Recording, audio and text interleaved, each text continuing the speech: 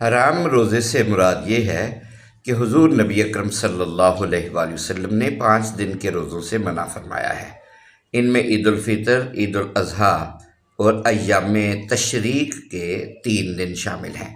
ईद उल फ़ितर और ईद उल अज़हा के मुतल्लिक़ हज़रत अबू सईद खुदरी रज़ियल्लाहु अन्हु से मरवी है, नहा रसूलुल्लाह सल्लल्लाहु अलैहि व आलिहि वसल्लम अन सियाम यौमैनि यौमिल फ़ित्री व यौमिल अज़हा। हुज़ूर सल्लल्लाहु अलैहि वसल्लम ने फ़ितर और अज़हा के दिन रोज़े रखने से मना फरमाया।